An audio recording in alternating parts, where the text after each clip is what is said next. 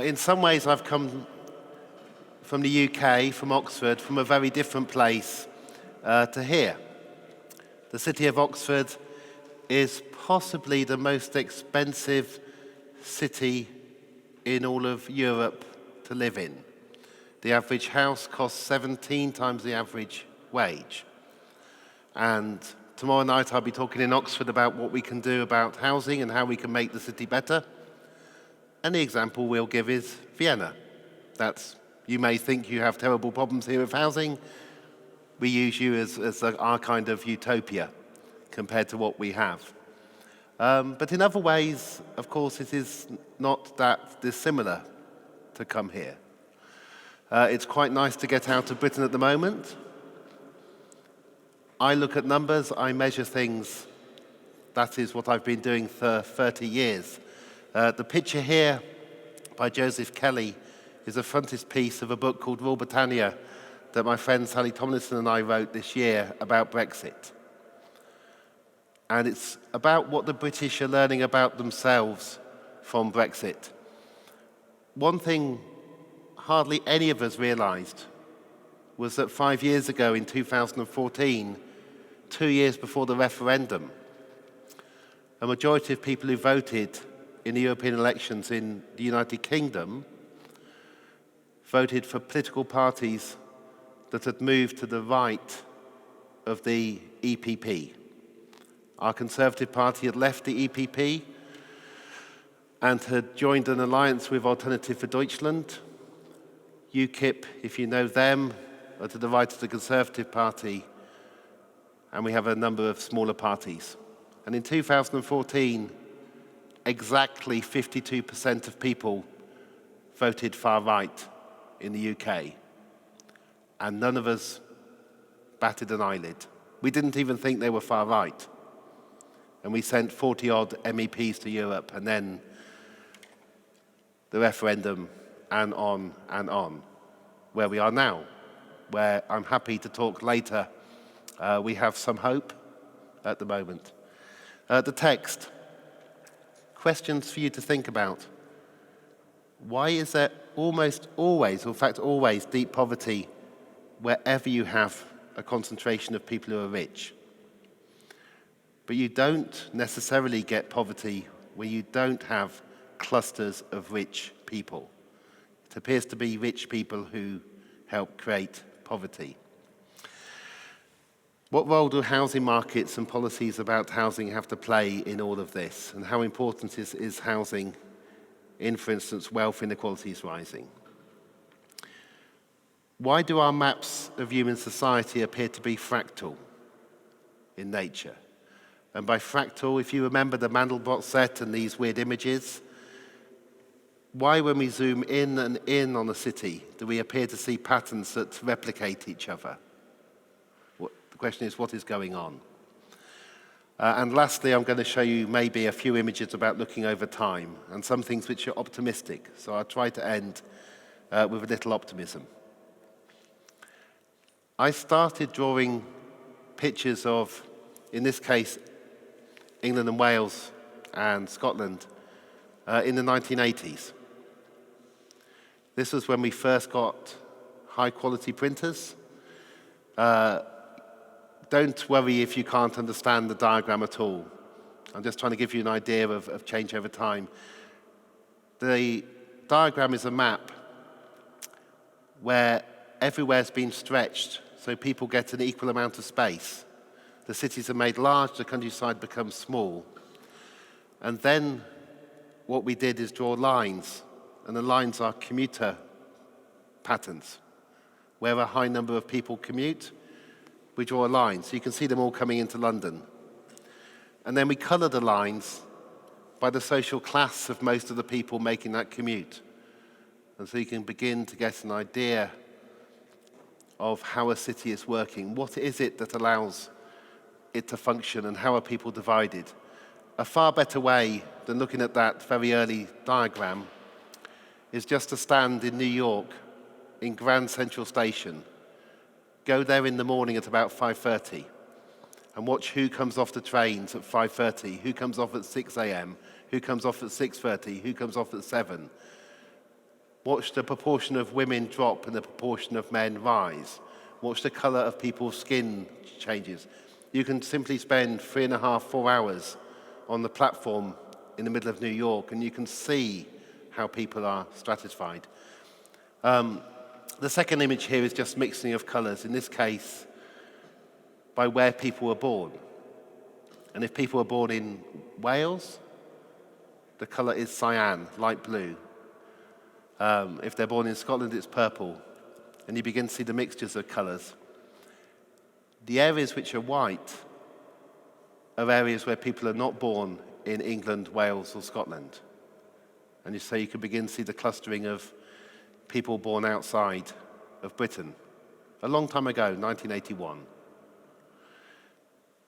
The same kind of thing drawn again on a normal map and on a population cartogram. On the cartogram, which opens up the cities, you can suddenly see the spaces where immigrants are allowed, encouraged to come. So it's a different way of looking at how people mix. And we can measure the changes over time between censuses. And in some ways in Britain, people have actually mixed more in terms of where they were born and by immigration status over time. But in other ways, they've mixed less by how much money they have. So we've had increasing social segregation by income. The incomes of the rich have gone up and up. The incomes of the poor have actually now fallen. And people are more likely to live further away from each other while still being tightly wound around each other, particularly in the big cities like London. And to put it very crudely, the kind of thing which is going on is what people with a lot of money desire or appear to spend their money on is the labor of other people. Other people to clean their houses, other people to look after their children, other people to change the beds in the hotels that they use, and all those other people somehow have to be near to where the rich are because the rich need those people. The rich, in a way, nowadays generate poverty. People often talk about different cities being differently socially divided.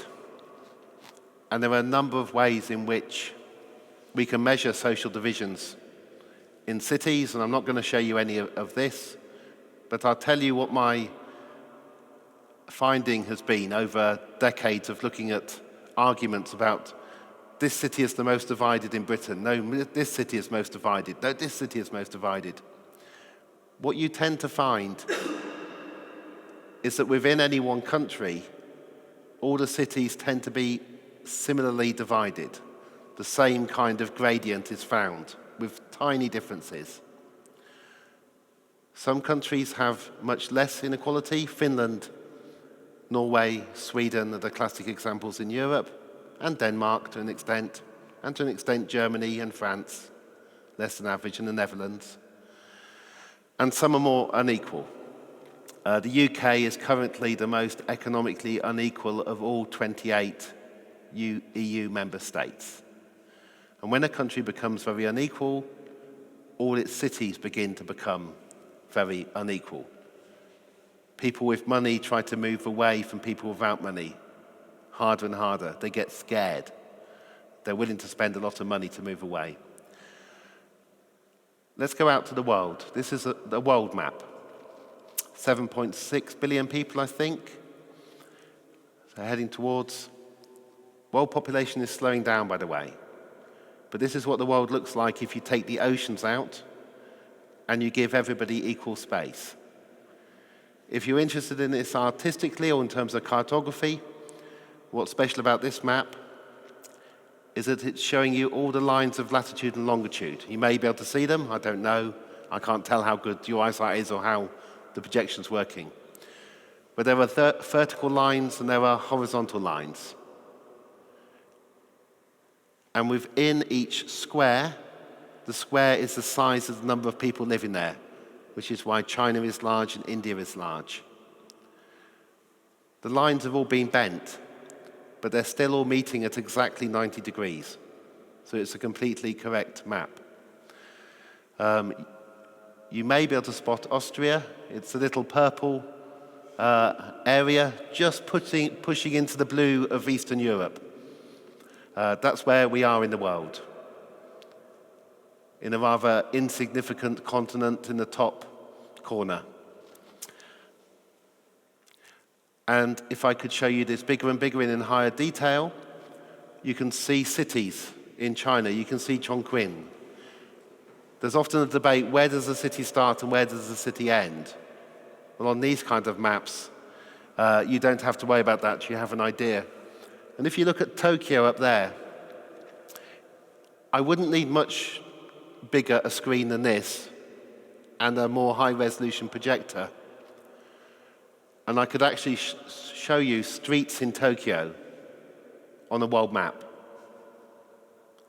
Because 7.6 billion people isn't actually that many. It feels like a lot. But the world isn't actually that big. It is remarkably connected. It isn't necessarily that scary unless somebody scares you about it. But that's the human planet that you're living in. Since 1968, the speed of growth of the human population of the world has begun to slow. It's now slowing incredibly rapidly. It's only rising by about 1% a year. In 1968, it was rising by 2.1, 2.2, the fastest it has ever risen in the history of our species. Just 1968. Over half of that growth rate has already gone. We're currently on course for population to become stable some point after 2050, probably before 2100. The first stability of our species ever that hasn't occurred because of war, famine, pestilence, or disease. There are many reasons to actually be optimistic about where we may be heading towards. There are cities which have stopped growing all over the world. And there are still, of course, some cities which are growing. And we find it all incredibly difficult. And we find it all incredibly difficult because it is so new. And because we were not designed to cope with this. This slide is showing you a sign above the heads of people sitting on a train in Britain. We didn't used to have these signs in Britain. But now we have to tell people, we want everyone to have a great journey, so please consider others around you. And you can get very depressed, you can kind of despair. Are things so bad that we have to put up a sign telling human beings that they should consider other human beings? But that is, remember, in the most unequal country in Europe, with the lowest rates of literacy and problem-solving ability and so on. Britain is at the bottom of the pile. And a train going through apartment blocks in China may not be a good idea, might be a good idea. Things are going differently. And it's easy to feel small. It's very easy to think that this is entirely out of control. You do not matter. And in many ways, of course, none of us do. And we shouldn't expect to matter. I'm constantly amazed when people get angry and say they want to change things. And I think, you're one of 7.6 billion. Just a little change is fair enough. You don't have to do very much. But we have a mentality that's still based on the idea that we're living in a small group of 24 people. Inequalities and unfairness. This graph is fairly well known in Britain. The Economist magazine produced it. And ironically, rather than talk about what it shows, there was a big debate about whether the graph was wrong or not. The graph isn't wrong. I come from a very, very unequal country. I can go on and on and on about it, but I won't. Other than to try and make you feel a bit happy about where you are. Believe me, it can get much worse. And there's no need. One thing the UK has done recently is provide a brilliant service to the rest of Europe. We've shown what happens if you try to leave the EU. We have demonstrated it. Somebody was probably going to do it. I'm quite glad it wasn't Greece, because Greece has been through enough already. There is some kind of weird justice in the fact that the richest place on the planet 100 years ago is now the place which is helping demonstrate why borders really matter, why you can't simply cut yourself off from other people anymore. The most unequal cities in the world, and there are lots of different ways of measuring this, but they're found in Africa and in the Americas. One thing which is worth holding on to is that in all of the world, when we begin to measure inequality in different ways, wealth, income, opportunity, social mobility, how many holidays people get, what level of education they achieve, how much the housing costs them, the quality of the housing, the greatest equality on the planet is found in Europe. It's as good as it gets at the moment. The most equal cities in the world are found in Europe. Again, it tends to be Scandinavian. Japan doesn't do badly either. But when you're thinking, this is terrible, why can't we do a better job?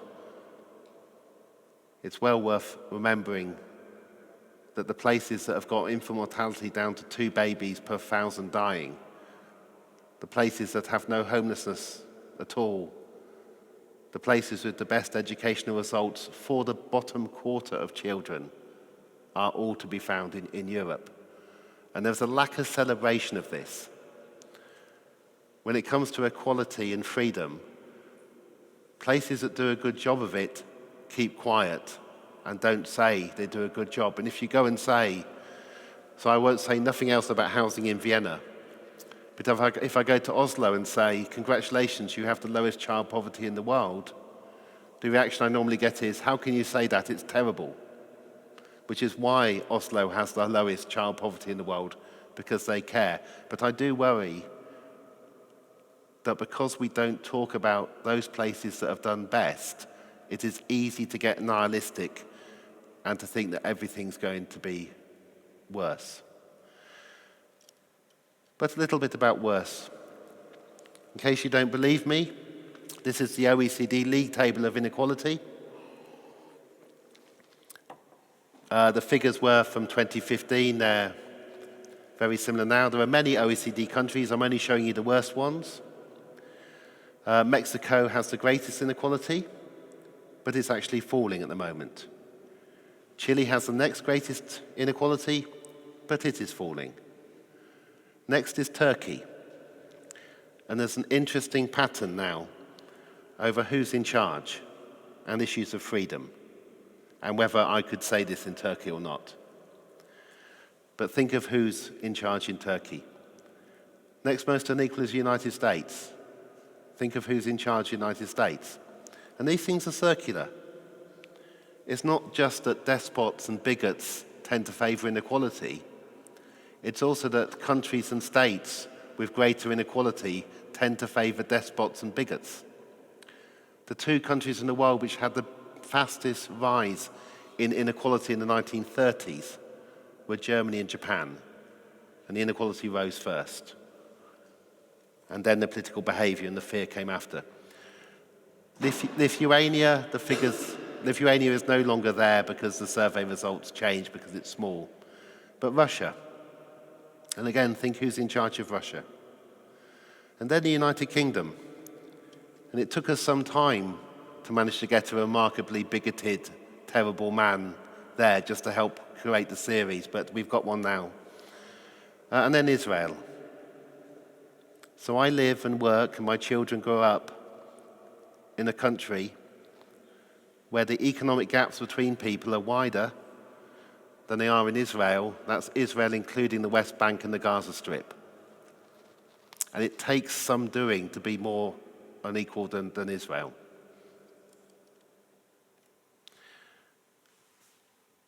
I've got 2 or 3 minutes. I'm going to show you something very different. And if any of you at the end want to tell me which book cover we should go for, I'm working on the speed of change next. So I've done lots and lots of maps with many, many colleagues, lots of looking at inequality. But I'm interested in what people are always interested at these talks. Everybody wants to know what's going to happen next, which of course is the one thing you know absolutely nothing about. If you have my job, I can tell you a lot about what's happened. But what I'm going to show you now are just a few from 67 graphs about the speed of change. And the argument, as you can tell from the cover of the book, is that things are slowing down. And this is interesting. Well, at least it is to me. I won't go through that text. You can read the text. It's an attempt to explain how we begin to measure slowdown. To measure whether something is slowing down or not, you need really, really good data, because you're measuring the changes between years or between months. If there's any error in the data, then the speed of change will show you the error. So the things that I look at are things that we tend to measure quite well. This is made up. I actually drink far more coffee than this. The graph, the amount of coffee, is how high up is the dot vertically. So if you head towards the top, it's 5 cups a day. Down at the bottom, it's 0. It moves from side to side. When it's rising, the graph is always above where the coffee cup is on that side. And the faster it's moving, the further it is over that way. I won't do left and right because I'm dyslexic, so I can't remember left and right, but your left and right is different from my left and right, and I don't even know my left and right. When it's moving fast, in terms of how much more coffee I'm having, it goes on one side, and when it's decelerating quickly, it goes on the other side. You either get it or you don't have to because it's late, but that's the attempt to show how these graphs work. And I'll just show you a few.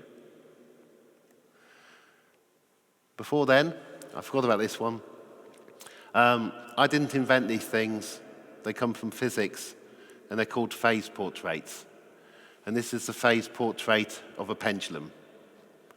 So the vertical axis between the numbers 3 and 1 is how far over is the pendulum one way or the other. The horizontal axis is how fast is it moving. And as it begins to slow down, the dot is spiraling into the center. And this is all about ways to try to draw pictures, to see things, to get an idea of what's happening. Okay? Some real data. Student debt in the United States. I don't know, you can tell me later how much money people pay to go to university here. I don't think you charge your students 9,000 euros a year to go to university, do you? Okay? But people don't count their blessings. There aren't people out celebrating every day in Vienna going, look, we're not charging people £9,000 a year to go to university. Well, in Britain we do, because we copied the United States. And the United States now has an enormous debt mountain, which is currently at 1.6 trillion US dollars is owed by students and former students to the agencies from which they borrowed money to be able to go to university. Now you can just look at that number and you can say, student debt is terrible, and it's rising, it's going up and up and up, and it is rising and going up and up and up. But what I'm showing you here is that although it rises, here it is, July 2009, slows, although it's always rising, the slope of the graph has changed. Since 2009, it is moving back towards the axis. It is not rising as fast as it was. It can't, of course. You can't have American students owning the entire planet. But it's an example of something that people often think is still accelerating, slowing down. The only things which are still accelerating that I can measure is the amount of carbon we put in the atmosphere, which is doubling every 24 years. It was doubling every 23 years, still game over if we don't stop it. But carbon pollution is still accelerating. The number of flights people take a year in the world is still accelerating. It's about 4 billion a year at the moment, mostly done by very few people like me. And the number of university graduates in the world is still accelerating. Almost everything else still rising, but has started to slow down. This is what a financial crash looks like. So this is the US housing market. And you can see how its fastest acceleration, well, that's actually 2003, but then 2006. And then the prices come down, the mortgages come down, recovers slightly, comes down again and again, recovers and so on. This is, if you like, the anatomy of it's like a picture of a heart attack to a housing market. But house prices in the US have actually been slowing for some time. They don't double anymore in a few years as they did in the 1970s. But people don't step back and look at that. Currently, London has some of the highest house prices, I think, anywhere in Europe. You have to go all the way to San Francisco to find higher house prices. And currently in London, they've been falling a bit. What people in London don't know is that if you look at the city that was the most powerful city in the world before London, which was Amsterdam, when house prices peaked there, they fell in real terms for 250 years. You tell that to people in London, and they say, why are you telling me that? House prices will never fall in London. Things will never change. They will never get better. You can't dream. The most important slowdown of all is us. These two graphs are showing you the world and France. And they're showing you the speed at which women are having fewer and fewer babies. And it is absolutely remarkable what's going on. Worldwide, shortly after 1992, the average woman in the world had fewer than 3 babies each. We're currently at 2.4 babies, and the speed of slowdown has recently accelerated in the last 2 years. In China, the one-child policy has been relaxed. Turns out people have got used to having one child. Turns out economic slowdown in China means that they're having even fewer children this year than the year before. France has the highest fertility rate in Europe. You get even more money for the 3rd child than you get for the 2nd, and still the French cannot get it back up to 2. When we worry about freedom and immigration, there is absolutely no way in which Europe is able to reproduce itself anymore. That has ended. There are cities now, whole countries. Korea's at 0.95 children per woman. Korea is set to halve its population in 1 generation. Barcelona is 1 child per person. This is all very good news, but to actually simply maintain some of our cities, we're going to require enormous rates of movement into the cities because of the incredibly rapid drop of people having children. And even when you make the circumstances easier to have children, when you create a housing system where you can actually start a family, women are choosing to go for 1 rather than 2 children. And a quarter of people have no children, of which half have chosen to have none, and half found out they cannot have a child. This is the biggest slowdown worldwide. They're going to stop moving now, you'll be glad to know. US public debt, still rising, but slowing down. The NASDAQ is the other line being shown there. And you can see the dot-com bubble bursting, and you can see where we currently are with the NASDAQ. There are all kinds of things that you can look to, and things are unstable. I think I'm almost at the end of these graphs now. World GDP per capita is slowing. It's particularly obvious on the log graph. It had to slow. We're not going to get richer and richer. You can't do that. We're settling down into something different. We're settling down to be an urban species. We're settling down to be a population somewhere between 9 and 10 billion. We're settling down to live in small families. We're settling down to live in areas where it makes no sense to have cars.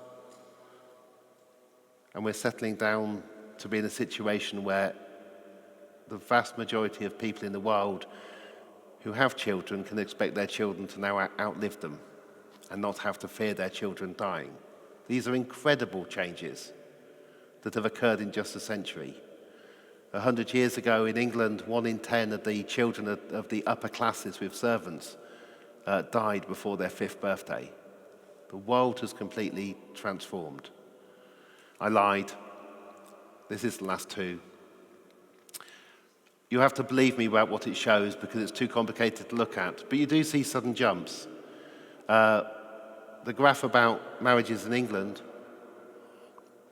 is showing that something dramatic occurred in the 1990s. And from 1990 to the year 2000, we in England changed from a situation where you were expected to get married to somebody of the opposite sex to you, to a situation where you could get married if you really wanted to get married to somebody. And hence the whole thing moves. Tokyo, and this is where these graphs actually first came from. They were produced by Japanese academics. Tokyo had enormous changes since the 1920s. Building in the suburbs out, spreading out enormously, then building tower blocks in the middle, then building out in the suburbs again, then building up in the middle. And then as it spirals into the middle, like the pendulum, Tokyo stopped changing. Population of Tokyo stopped rising. Public transport in Tokyo works. Tokyo is probably going to be, bar an enormous earthquake, although they have designed for an enormous earthquake, Tokyo in 50 years' time might actually be very like Tokyo today.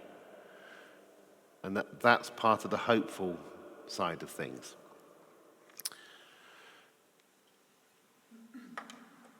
We get worried and scared and annoyed. And this is my last slide, so I'm going to stop now. We get worried and scared and annoyed because things are frightening.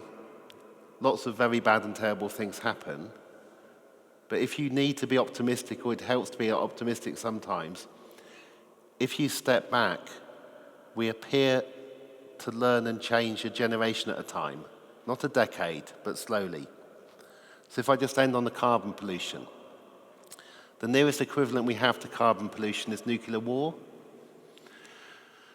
And if you look at the changing reactions to nuclear war, there were a few people, when we first thought of the idea of having a nuclear bomb, who said this was terrible and could foresee what was happening. But they made the bombs, they dropped the bombs. And then there were people who protested about the bombs, and people said that they were weird and they were hippies and they didn't understand the need for defense and so on. And then we got people modeling the effects of nuclear bombs. And in the 1980s, scientists worked out that the majority of the population would be dead or dying within 2 weeks. And then they began to dismantle the bomb shelters because there was no point having bomb shelters. And then they began to disarm. And we disarmed 90% of nuclear weapons. Now, we still have nuclear weapons, we still have too many, and we can still have a nuclear war. But the chance is dramatically different. But it took a long time to get to that point. Now, the nice thing about nuclear war is it really concentrates the mind because it could happen at any time. The problem with carbon is that although the relationship between CO2 and temperature is almost perfectly linear, so you know exactly what's going to happen, the next 20 years for us will probably be okay. And in 20 years' time, I might not know what's going on anyway. But if you're not my age, it becomes much more obvious. But generation at a time, dramatically different ways of behaving, dramatically different attitudes, with steps that go backwards at certain points. Look at the difference between the attitude of young people and old people. The only time to get really scared is when the young want something that's nasty. And when the young want something that's nasty and horrible, then you should worry. But if the young want things which are good, then it's just a question of what do we have to do to get through to that point. Thank you very much. Okay.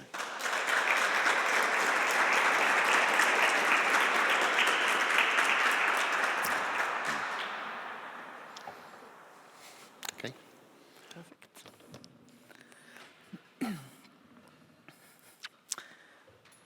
Okay. Thank you, Danny, for this wide introduction into different spatial phenomena, and for also already mentioning Vienna and bringing at once a relationship of the UK and Austria. And this is also one of the parts that I will be taking to bring some of your issues into relationship of issues here. Like one is, you said you had 52% votes for far right in the UK. Well, we know from yesterday that we have 55% voting for the right in Austria, so or even more, depending on how we calculate. And then, of course, people would argue to what extent it's to what right or how far right, or if it's middle right. So in this sense, what I think could be interesting is we are comparing countries that are quite different in how they kept their welfare state system. We have Austria, which is supposedly much better, and we have to actually really make a distinction between Vienna and Austria, the countryside, or not the countryside, but really Vienna is a very specific place within Austria when it comes to voting and the way people relates to, let's say, the city relates to the welfare state, and this brings me to the very first question I would want to debate with you. In Vienna, it is quite, I mean, you said, okay, why don't people constantly celebrate that everything is still good, right? Why are we not celebrating on the streets that we are living in Vienna, that Vienna is so great, that kind of we really have become a model city to the world, literally, for the housing situation that is here. I could give a talk, some people I know, I could give a talk about the Viennese housing situation every other month in other places, because the whole world looks into Vienna. So how to speak in a place, or about a space, a place like Vienna, where you say, okay, why don't we celebrate more? However, this difference between poor and rich, and exactly the kind of spatial dimension, or the spatial distribution of richness and the kind of lack of resources, is to maybe a different scale, but also happening here. We have 60%, let's say more or less, of people living in social housing. So there's a large proportion of the society here kind of well housed, but we have an ever-growing number of people who are actually experiencing the same extreme conditions as in other places, maybe as in London. So I can see your point of saying, okay, we need to celebrate what is good, but we also need to, and this is something that I do think which is very important, if we take such places as Vienna as examples to the world, to some extent, then maybe it's exactly the duty of the place to actually say, why not make it better? Because, as you mentioned so nicely, it's exactly because we protest when things get worse that we keep the level. I mean, so I wanted to see your position there, because you kind of sounded like as if we needed to celebrate more rather than to critique, which I would challenge. No, I'd agree. I suspect that the best people to say that something is good or better than elsewhere is somebody from outside, because you notice it. So if you're trying to understand why do people live longer in Japan than anywhere else in the world, going and looking at the reasons is easier for somebody from outside. What somebody in Japan will tell you is it's still very hard to be old. We don't have enough care staff. We don't let in the Filipinos. So it's easier from outside, but we tend to talk about what's worse. So I can publish lots of papers about the opioid crisis in America, and the fact that life expectancy is dropping in America and so on, we don't get anything for every paper about how terrible something is in America. We get very few papers about why it's so much better elsewhere. But it may not be the responsibility of the people in the place which has done a better job. My concern is so many people do not know in the more unequal countries of the rich world that if you want a good system of housing, you have to have at least 50% public housing. It doesn't work otherwise. You have to have very close control of what goes on, otherwise the greedy get more and more. In the US and the UK, one argument from the right is get rid of all laws, get rid of any planning laws, and then the market will... And what the market does is end up with fewer and fewer people owning more and more and more empty houses.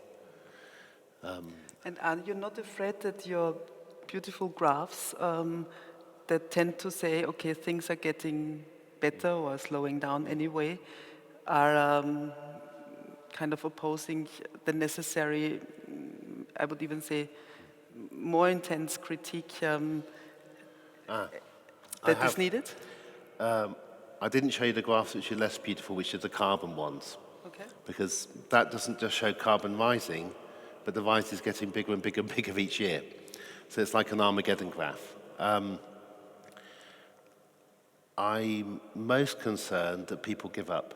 I'm worried that people will give up. Okay. They'll just say, we're told that there won't be enough food in the world, that the soil's all being washed away, that we've acidified the oceans, that species extinction is now unstoppable.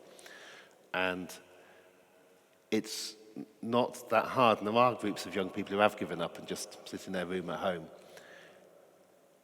It's not that hard to think there is only going to be dystopia. I remember most of the fiction for the young is dystopic fiction. About, these are the children's books that sell well now. So being able to say many things seem to be settling down. Carbon pollution above all else. You do need to work out how to organise yourself in a country and a city and be more equitable and give everybody not just an equal chance, but spend most on the poorest quarter. We have evidence that you should do that now.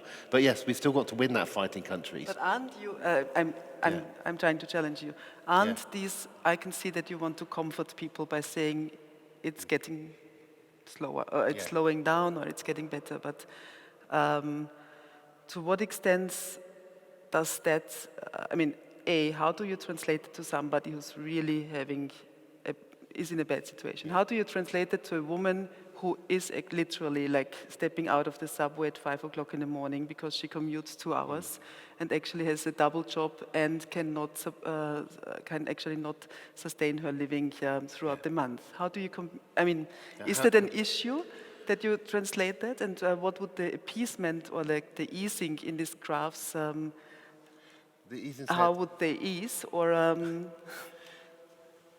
Well, if we could measure the number of people having to get up early in the morning to go to work in the world, we would be able to show that's almost certainly fallen. It's fallen mainly because most of the population were working on agriculture 100 years ago. Mm-hmm. The tractor was only invented in 1908. So long days and hard labour and factory labour were common. We concentrate on the awful cases, otherwise nothing will get better. Mm-hmm. But we don't tend to notice the overall improvement. For a woman who's doing 2 jobs and getting up at 5 o'clock to go and clean an office so that a man can sit in a clean chair, what I think you can say is that it is entirely possible, if not actually probable, that your daughter and granddaughter will have a much better life than you if people organise themselves, but it is possible. That is where we could be heading. Yeah, and many of the ways in which we construct things are unnecessary. Mm-hmm. You don't have to run a city like you run New York. You can run a city much more like you run Tokyo, where of course there's still the rich and poor in Tokyo, but it has the smallest gap of any city in the world between rich and poor. The lives of people in Tokyo are more similar to each other than anywhere else. which is also why you don't worry about crime in Tokyo. Why it's very, very hard to get yourself mugged if you're a foreigner, because it tends not to happen. It's not utopia, but it shows what people should be learning in New York. But there's interesting reasons, which include racism, about why we don't look at places like Tokyo as a model.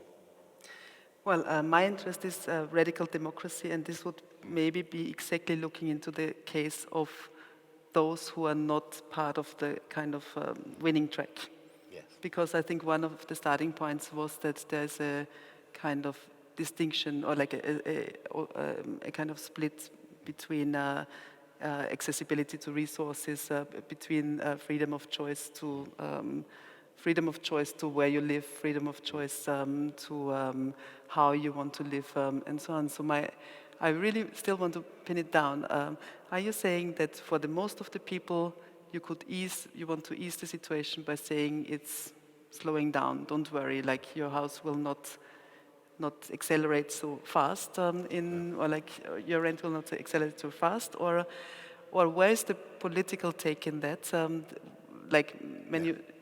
The political take is, on average, progressives have actually won more than they have lost, but they don't know it. So there's a kind of melancholy, a sadness about the left.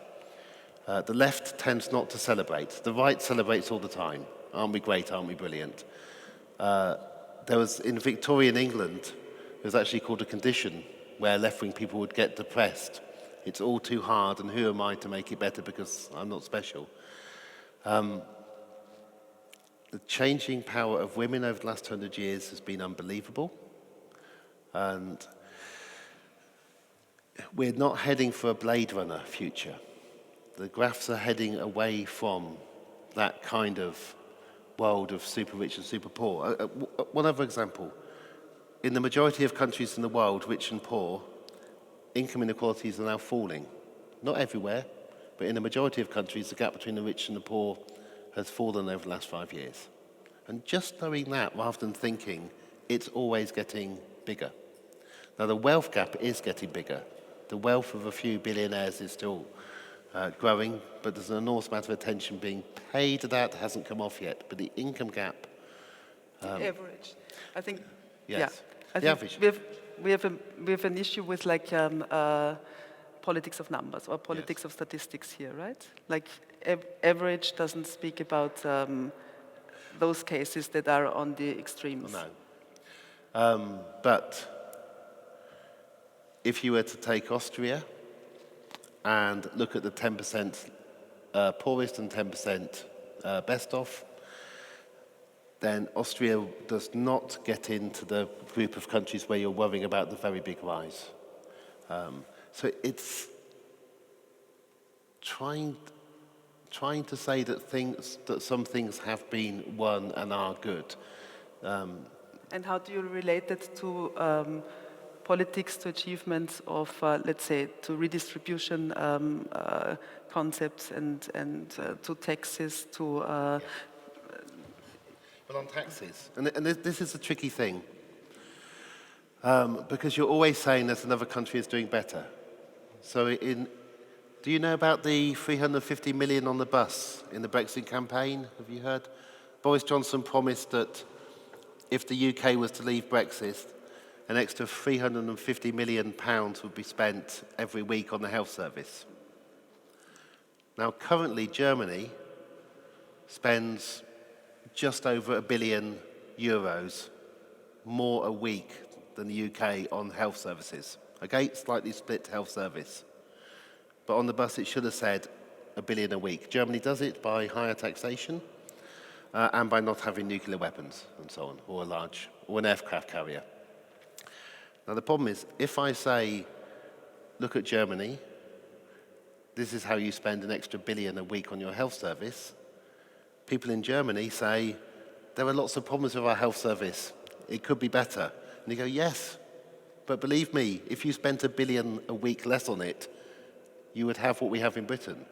Our infant mortality rate has been rising for 4 years. Babies are more likely to die in Britain now than 4 years ago.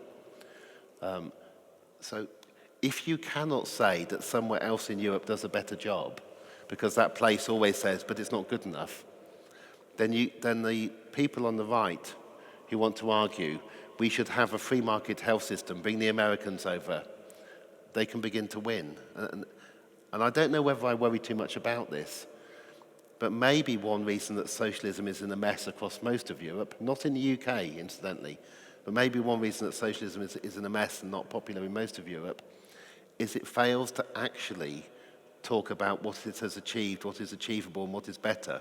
Because in the places where it's better, the socialists are all saying it's not good enough. And then how do you expect people to vote for people who haven't got some kind of grasp of it's possible?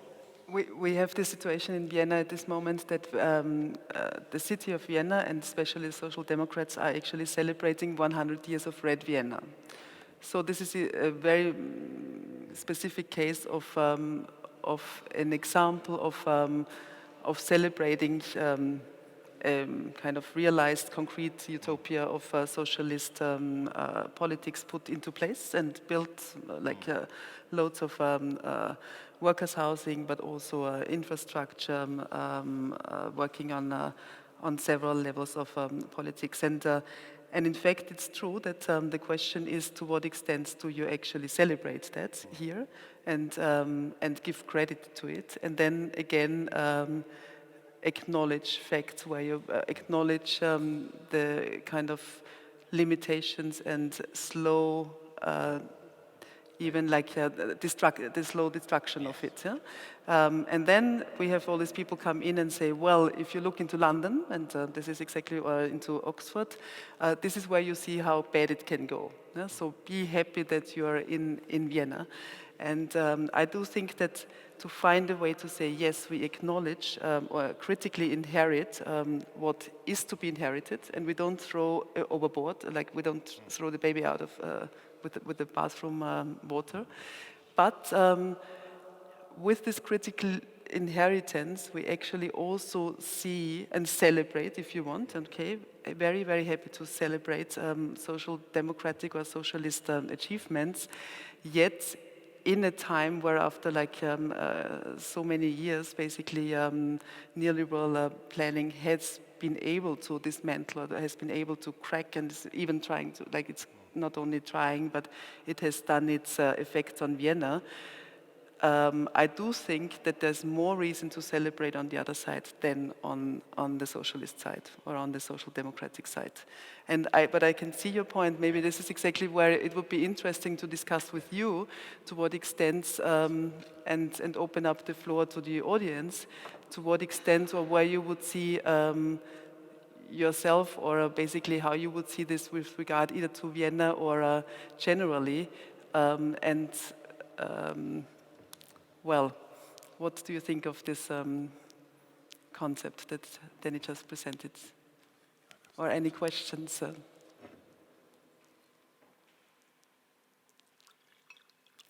Why is, and we just experienced the same, of course, in Austria as anywhere else, Social Democrats lost a lot here as well in the elections yesterday.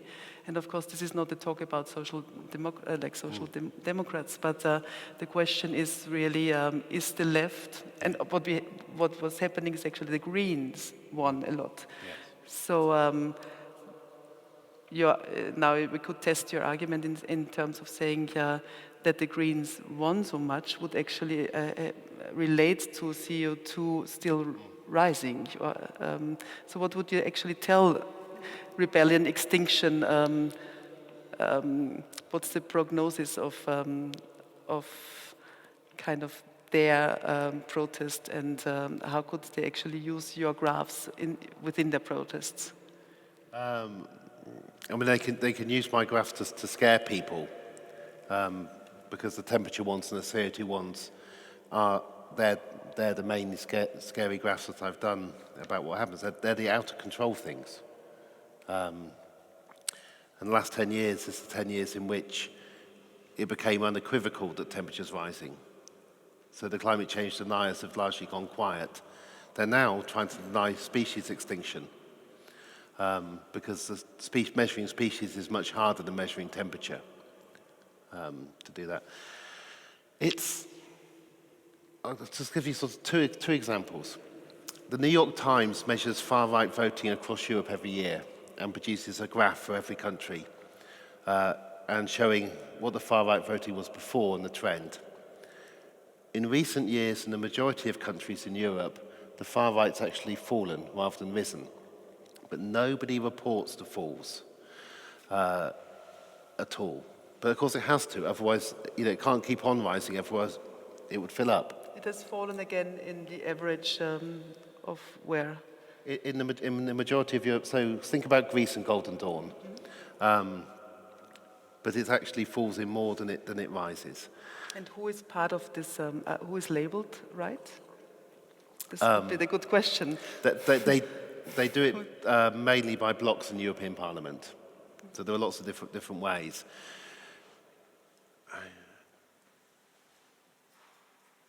We don't talk about how we achieve things. So we talk about it being pulled apart or dismantled. And this is the same in my country. So in England, there's a big campaign to restore council housing, to take us back to where we were in the 70s, to restore comprehensive schooling, take us back to where I got to in the 1970s, and to save the NHS and take it back to where it was in the 70s. What the left isn't doing is what it used to do. And what the left used to do in the 1930s is imagine something and say, can you imagine all the children going to the same school? And then getting it 40 years later.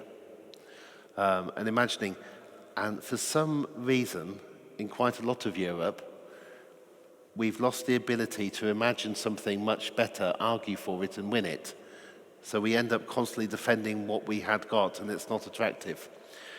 Where the huge momentum is at the moment is students and school children, and is carbon. One of the fortunate things about carbon is that there's a nice relationship between inequality and pollution. So the most unequal country in the OECD, the USA, pollutes per head twice as much as the most equal country. People in more equal countries are much more likely to purchase carefully, not to waste money, not to take trips that are unnecessary, and so on. Even the poor in the USA are consuming and borrowing more money to be able to buy more stuff to keep up with people in the middle. So Extinction Rebellion are catching on to the fact that if you don't have greater equality, the planet burns even faster. Now, it's very, very useful, that's the fact. The alternative would be awful. And the alternative is argued by people on the right. It's the Zach Goldsmith argument, the billionaire's argument, that we should have greater and greater inequality because a few rich people can look after all the money. And if the poor have less, then they can't go on holiday, they can't pollute and so on. Now, the stats, it turns out that isn't what happens. And Extinction Rebellion should look at that. I don't think you should worry so much about left and green, but it's a problem in my country as well. I cannot get people who are in the Labour Party and the Green Party to talk about how they will quietly not compete against each other in certain areas. And this is despite the fact that Sebastian Corbyn, Zeb Corbyn, Jeremy Corbyn's son, was the paid researcher for Caroline Lucas, the head of the Green Party. So that the son of the head of the Labour Party works for the head of the Green Party. And if you can't get them to work together when they know each other that well, but it's possible, we may be about to have an alliance at any time. So the argument is that the left is trying to find its distinctions to the left while not enough to the right. Yep, and the left has got too much of a division with the Greens, and the left, I don't know anything about here, so I can't put my foot in it. Or in Britain, the Greens are seen as well-meaning but rich, posh people. So if you kind of care about things in the world, but you've never been poor, then it's much easier to fight for the environment than it is to fight for social justice. So our division is based upon class lines. Greens tend to be posher than Labour. But it's a stupid lack of working together. the left and Greens are so good at arguing, whereas the right are generally, not at the moment. It's wonderful watching our Conservative Party tearing itself apart. You know, if you want a fantasy to dream about, it can happen. But the right in general are very good at coming together, lying, pretending they're all getting on, and not telling the truth because they believe that most people are stupid. So why would you tell the truth to most people because you think they're stupid? Because a small number of people are clever and destined to rule in the interest of the stupid people they're going to rule over. That's the fundamental model of the right wing. But the left in Europe has got itself into a doldrums or into a mess of not offering promise and hope at a time when it would not be that hard. We've never had fewer children. Never had fewer children. So why do we have 50% with no work in Spain? And we've never had a better educated young generation. So what a mess. We've never had more rooms per person in houses. But we managed to distribute our housing so that people can't get it. You know, a lot of these things are relatively easily solvable. But we seem to have kind of run out of energy, imagination, enthusiasm and optimism for the future. Now we have, of course, cities. Let's talk about maybe new municipality or cities where the left or basically governments or citizen groups actually got into government to work exactly on these issues and give a lot of hope to people. And I think that there's a chance in cities, and I wanted to discuss with you because you mentioned that cities generally see this huge lack in difference, in inequality. Yeah? Now, if we see the city as the place actually for things to change, well, if we experience this in different places, how does this relate to your theory, also the theory that is out there to say, okay, especially in places like that, societies are more resilient, the less inequality there would be. How does this relate to cities when cities actually experiencing exactly? And now we're not talking so much about Vienna, maybe, but more hardcore cities where inequality is very high. Yeah, it's hard. It appears to be hard to make that much difference if you're governing or running a particular city. Where in the case I can tell you recently something has happened, in where I come from is Scotland. So the Scottish government have made a very big difference.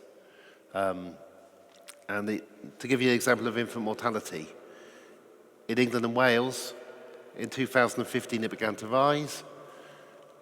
3.5 babies, one of the highest rates in Europe, 3.5 dying per thousand, 3.6, 3.7, 3.8, and now 3.9. Within 10 years, we will have a higher rate of infant mortality in England and Wales than Romania has. And England and Wales will begin to have a rate like a state in the United States. Scotland, where the government have quietly done a lot of things because there aren't many babies, it's not that expensive. In Scotland, they've paid for more midwives around the time of birth. They're spending 180 million on child benefits to be just given to parents. They do the baby boxes, but there's a lot more. But people know that their government cares about them in Scotland. Scotland, for 50 years, you were more likely to die if you were born in Scotland than in England. Glasgow was one of the worst places to be born in Europe, outside of Eastern Europe. Going back to 2010, Scotland had a rate of 4 babies dying per thousand, much higher rate than England. It's now dropped to 3.2.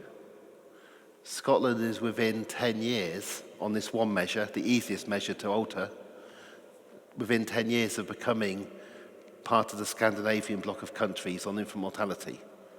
It'll be with Norway, Sweden, Denmark, Finland. So 2 places, and that is political belief change, and that is largely Glasgow and Edinburgh. It's 2 cities, but it's having that power of government even when you're controlled by another government. Yeah. Yes, please. I'd like to say something. I think Hold on for a moment that the microphone will come. Thank you. I think the problem is that people in cities like Vienna don't appreciate what they have because they just got used to it. And at the moment, they just want to defend it.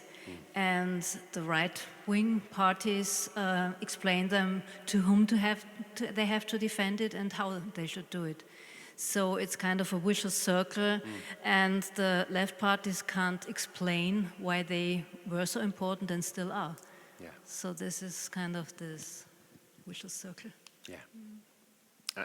And it may have to be broken by children complaining about the climate and something completely different.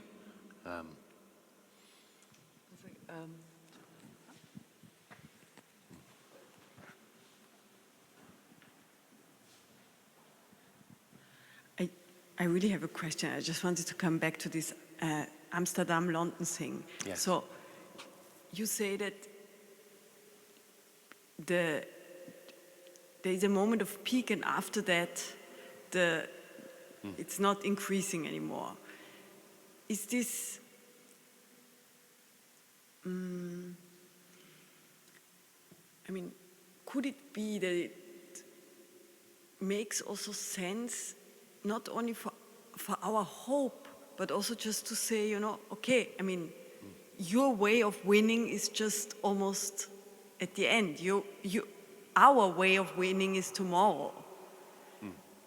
But I'm asking myself, can we just come back to it? Do you really sit here and say the increasing of of making money through houses is over? No. No, London's an extreme. So London, it was speculation that pushed it up to this really high level. What my country needs is an annual wealth tax. So we need a taxation as a percentage of the house price every year. We need taxation of any housing which is empty.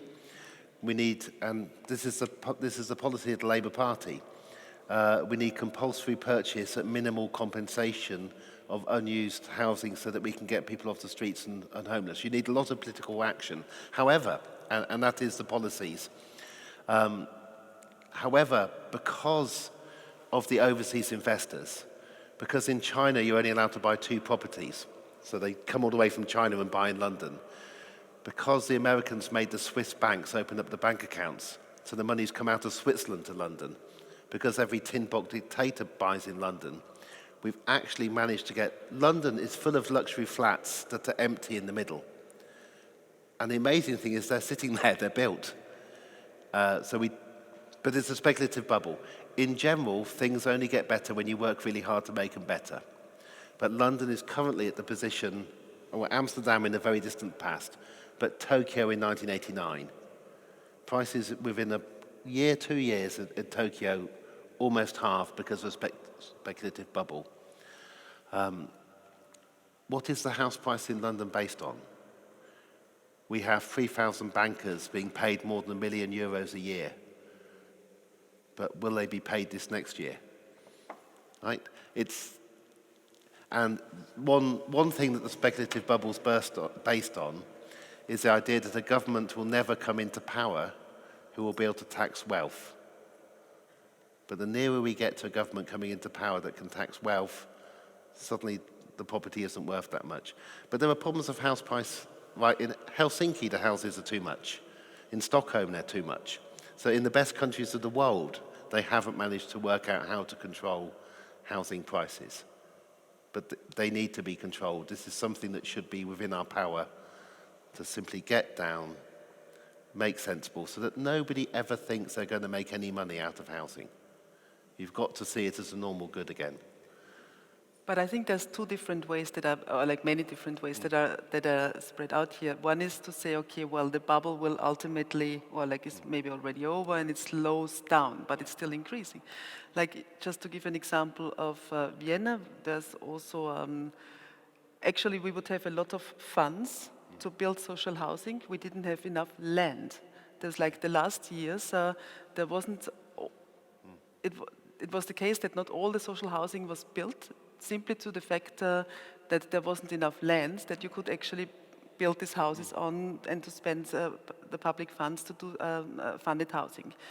And in fact, now you could say, okay, at one point all the land will be sold and the prices will kind of get slower, the price acceleration will get slower, and we hit the tipping point. Or you could intervene politically faster, and basically this is also what happened, and this and now I could celebrate kind of the Viennese government, which we should in this case, to say, okay, in order to actually stop this sort of land grabbing, if you can call that so, in Vienna, but also of course Vienna is big on the horizon for international access capital. Yeah, to actually say, okay, well, Vienna is a very good place at this moment to invest into. Like it's land, beton gold in Vienna. Vienna is a very secure market, and that's why it's super interesting internationally at this moment. So the government actually amended the building codes and organized a new zoning regulation and zoned. So from now on, if you have green land being zoned into housing, it may be, and we all hope, and we will politically fight for it, that then the zoning will become funded housing, so social housing. And once it's zoned social housing, the land price is, with regard to another law, effectively limited. So what actually the government did was, and it was like landowners who were speculating on a high price actually called it quasi-expropriation, because they got expropriated of their expected gain, of their kind of speculation. So in fact, what it did at once was like stop the extreme explosion of land prices. So why not kind of put into your scheme, that seems so automatically, kind of it's slowing down. What about bringing in kind of political actions? Or even test it to say how would it actually maybe go faster, and that would not take generations for people to now hope that my grandchild will be better. Yeah, it is often political actions. My favourite book series is, my favourite time series is the number of books that were published each year since the printing press was generated. And in general, of course, the number of books goes up and up. But occasionally it goes down. And the reason it went down in the first few decades was because people burnt books. It was spatial political. So whenever you look at these curves and things, there is often a political action. Burning books wasn't nice, but if you want to stop people publishing more books, book publishers are very scared about publishing books, and the year after, somebody's just burnt a lot of them. Political action really matters, but it's important to know that some things are on a trend to get better, so you can do action to make them even better. You're not facing a world in which everything's getting worse, and you have to have action for absolutely everything, and if you don't, it'll go wrong. You know? But I think that's this hopeful thinking, not hopeful, to show that the world is getting better, that has been said, I mean, by the tripling down effect, the idea of like that statistically everybody is getting, like statistically the richness is getting more. No, it's not necessarily that. So trickle down doesn't work. There's more trickle up. Yeah. Yep. But whatever is going on, very often the political actions are enough that are being done that they're having an effect in many cases. But you're always left in a situation of thinking, this is bad, we need to change that, we need to change that, without realizing each generation of children ends up being dramatically better educated than the generation before. It's not just that we're letting them go to school and university to 21. What they're being taught is better because they're being taught by people who are given more sense of freedom and to think. So when I went to school, I was taught by men who had been given the job of a teacher, not all, but in a large number of cases, men who came back from the war and they needed a job, and they said, you can be a teacher. Completely untrained. And that was the standard British school in the 1970s. We then changed to have teachers had to be qualified, they have to have a degree. If you go to Finland, the nursery nurses have a master's degree, who are looking after 3- and 4-year-olds have a master's degree. The multiplying effect on the ability of another generation of this is very large. Now, people fought for that. Somebody said, we must respect this, we must train people more. But we don't tend to notice the multiplier effects of positive things. We just tend to think it's all going to get worse because that small group of people with the money are going to win. And you've got to stop them, but they're not necessarily winning as much as we think they are. What do you say when we say we need this driving force to fight for things? If we just believe in, if we are hoping and believing in things are getting better, which is great, I think it's very good to kind of get us out here hopeful. But isn't it the kind of driving force to fight for things, to be on the streets, to keep it from deteriorating? Yes, but you have to know what to fight for. So one terrible thing that happens is that people still talk about there being too many babies in the world. And they say, we need to slow down the number of babies, it's terrible, look how many babies they're going to have in Nigeria. Right? And it's just wrong and stupid. And all the effort put in to try and reduce populations, particularly in Africa, could be so much better spent. What we have discovered is that one reason why the whole continent of Africa is destined to hit 4 billion people is that due to the IMF and the World Bank withdrawing money from Africa in the 1980s and 1990s, and making people pay back their loans, funding for schools was cut, and particularly for schools for girls. So girls were made to leave school at 12, 13 or 14, and then they had more children.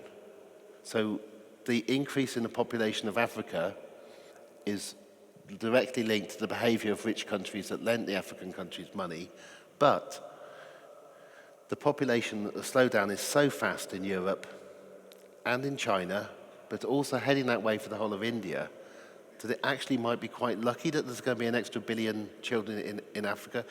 But we're incapable of seeing that. So we allow 5,000, 6,000 people to die trying to cross the Mediterranean. Well, not a single country in Europe is able to reproduce itself. You know, and it's that kind of thing, just explaining to people, we have all these cities. We have far fewer than 2 children each. Who is going to live in them? Are you successful with this nearly biopolitical position in keeping people from, from being racist, xenophobic, or? I don't know.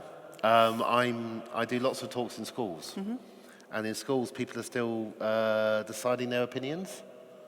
I think, when you're 14, 15, 16, have you decided everything in life? And there are big different attitudes about race by age. And the attempts to measure those, the biggest group in Britain who appear to be most racist at the moment are men of my age, who were the same men who were in the National Front in the 1970s. So there's a cohort of bigots. We don't see a new set of young people coming up with these attitudes, but but that's just in the country I live in. But all we can do is measure in surveys. You can have your opinion from talking to people or reading newspapers, or you can measure how people behave in certain surveys, what they do, how many mix at work, how many mix when they marry, how many have children with each other. You asked for the question of how much money we pay for university in Vienna. Yes. And I believe it's now 300, 400 euros per semester. You can study for the whole study for nothing.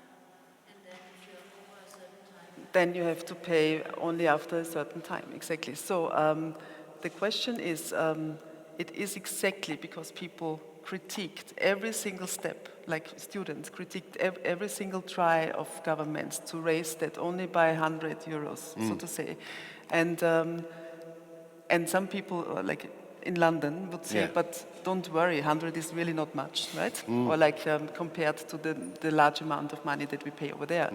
And so if we were to compare the situation here with the worst or with the kind of bad condition, then of course we would constantly give in.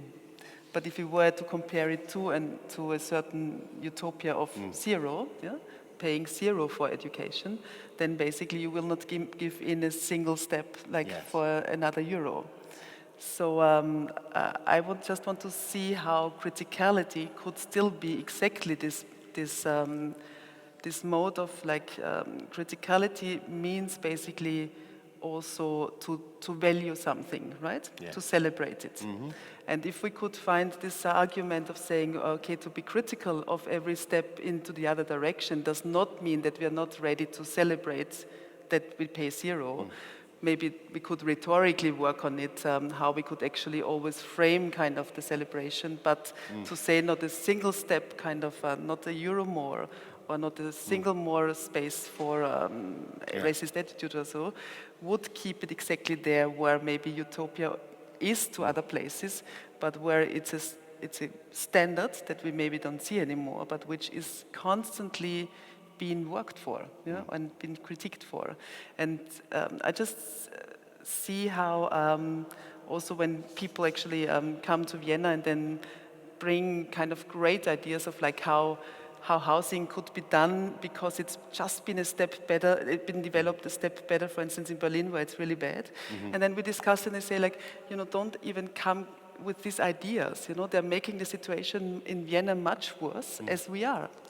So I think what is really great about this talk is also what we can see is that this extremely dependent on the context of from where and from the research context of speaking, to what extent to what extent some evaluation of getting better or worse is being articulated. Thank you. Well, I didn't want to stop this discussion now because actually he's from Oxford, so you could actually challenge him with some sort of Oxford debate energy. Anybody want a last energetic? Yes, there's one more last one. Not the last one. So I just saw you very nice diagrams of your next book, and all those curves, they not even look like something you could describe with the differential equations. It's pure chaos. So it's very complex. Yes. So I think it's very hard to to be smart, to give an interpretation, even in a large book. So what do you think about that? Most of interpretation are very simple, and basically it doesn't matter how complicated this curve is, you will always use ideology to interpret it. So you will be extremely unhappy about this curve, or you will say, I'm going to defend this curve until the death. Yes, the brilliant question to end on. All that's being shown here on the one on marriage is a single series of numbers. How many people got married this year, next year, next year? The data is not actually complicated. But what people do who write about marriage may pick one number from one year, one from another, and say something's happening. All I've done, which is slightly different, and it may fail, because people have got more able. I've forgotten the name of the effect, but when they measure IQ, it goes up generation by generation. Is say, well, let's just show you the data, say something about it, but yes, it's messy. So I think the exciting thing here is this change in the 90s, but that's me and my imagination and my bias. The data is real. There's a bias in that I chose to draw a picture of marriage. I could have chosen other things. I think people are getting more nuanced. A small number of people absolutely believe in certain things, and I may be one of them, but I'm never quite sure. But if you look at elections, often a quarter or a third of people don't even vote. They're not that so set on certain ideas that they vote. And a very other large number of people are not sure what they're going to do. They're movable. And we tend to have a danger of thinking that other people are really like us. they're set on, but people who come to talks on a Monday evening are not normal people, and people who, we are odd. So that's one reason for hope, but it's also the increased nuance of young people. I've set an enormous amount of hope in next generations, in them listening to each other, partly because we've brought them up in a better way, where you don't, like you poor people are having to, I'm aware my voice is echoing at you, and it's a little bit like being in a 1960s classroom, where you all have to write down what the teacher says, right? But education has changed so that people talk to each other and change their views. That the only time it's ever exciting doing science is when you draw something and you think, I've made a mistake, because it's the opposite to what I believe. And then you go back and get the data and find you haven't made a mistake, you were wrong. I've drawn thousands and thousands of maps. The only time it's ever exciting is when the map shows me the opposite to my belief. And my immediate reaction is I've made a mistake with the data. And then I actually discover that what I believed was wrong. Then I immediately change my view, and I often forget that I believed the other thing. Add something there in terms of ideology, because I was wondering where the graph of divorce is. That would be like marriage, the other thing divorce. And then I was wondering, because I'm just studying women's problems finding housing when they are in precarious biographical situations. And we experience, I could now try to draw this, do a research, and maybe the graph of divorce actually also slows down, literally, because actually there's divorce lawyers telling women not to get a divorce because they will not find a house by themselves easily with their kind of economic condition. So there's a desperate situation, yeah? So I'm just wondering to what extent such a moment of like slowing down a graph and being highly precarious would actually, where this notion would be seen in such a graph. Okay, I have looked at divorce, particularly in America, and the rates, but one of the reasons the rates slowed down there is it got so ridiculously high in that people were getting married, divorced, married, divorced, married, divorced, and wanted their kind of, and there's an actual limit to how much you can get married and divorced. America is the divorce capital of the world. So divorce generally is slowing down because fewer people are getting married young, and you can live together and decide whether you want to. It's okay. No, I was going to... It's getting too detailed now. I just wanted to show this, bring in these disturbing examples that actually kind of fight the tendency, right? There are. Well, I was going to say, the most disturbing one is the number of women who are being murdered, because the most common person who murders a woman is her partner, almost always the man. So we measured that for an idea of how bad. I mean, it's terrible to use the murder rate of women as a measure to try to work out, is your society getting the relationships between each other better? But if it's dropping, and then the action, or the immediate action in Britain is half our women's shelters have closed in the last few years because of government cuts. There's nowhere to go when you want to run away from the man. But in general, that's the immediate bad thing.